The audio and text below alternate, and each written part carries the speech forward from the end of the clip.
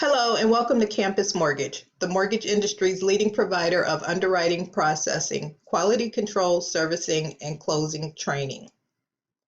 Before we get started, please take a moment to read Campus Mortgage's disclaimer and keep in mind the information contained in this video is time sensitive and subject to change without notice. So let's get started.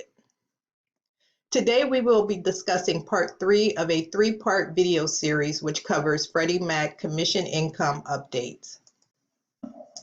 What will be covered? What is the change in the tax law? Allowable deductions prior to 2018 tax year, allowable deductions in 2018 tax year, 2017 and 2018 Schedule A format changes, Freddie Mac change to commission income, and Freddie Mac results to the tax law change.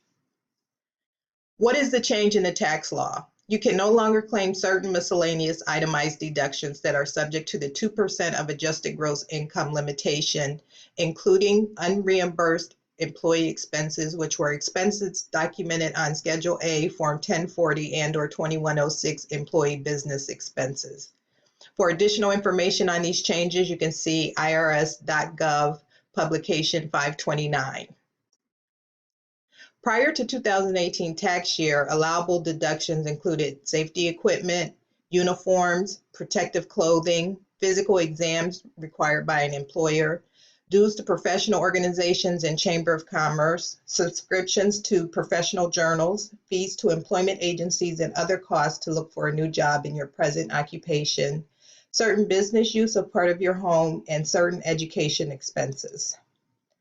2018 tax year. The new tax law change only allowed deductions for armed forces reservists, qualified performing artists, fee basis, state or local government officials, employees with impairment-related work expenses, and qualified expenses for an eligible educator.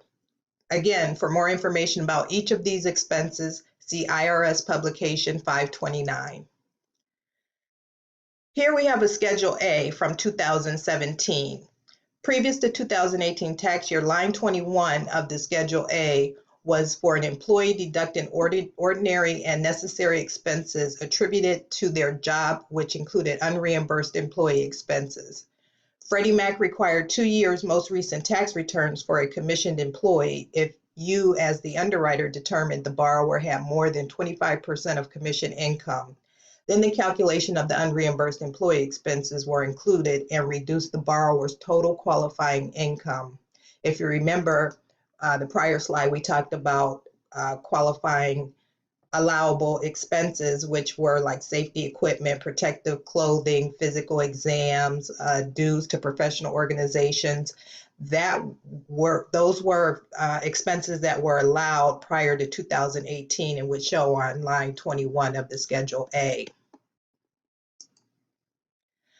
Now looking at the 2018 Schedule A, there no longer is a line 21.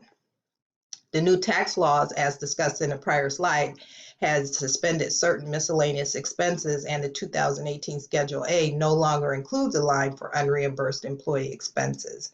Now it only has a line for other, which is where you would put the armed forces reservists, the qualified performing artists, fee basis state or local government officials, employees with impairment-related work expenses, and qualified expenses for an eligible educator. Those are the new allowable expenses that would go on line 16. Freddie Mac change to commission income. Based on recent tax law changes, Freddie Mac has made the following changes. When the borrower's commission income is greater than or equal to 25% of the total income from the commissioned employment, the seller no longer has to 1. Obtain complete federal individual tax returns for the most recent 2-year period, and when calculating income, you no longer deduct unreimbursed employee expenses reflected on the Schedule A and the Internal Revenue Form 2106 of the borrower's federal individual income tax returns from the borrower's gross commission income.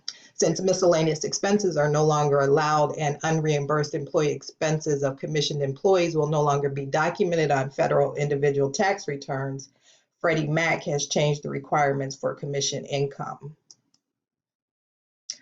Freddie Mac's results to the change. As a result of this change, the documentation and income calculation requirements will be the same for all commission income, regardless of its percentage of the total income from the commissioned employment.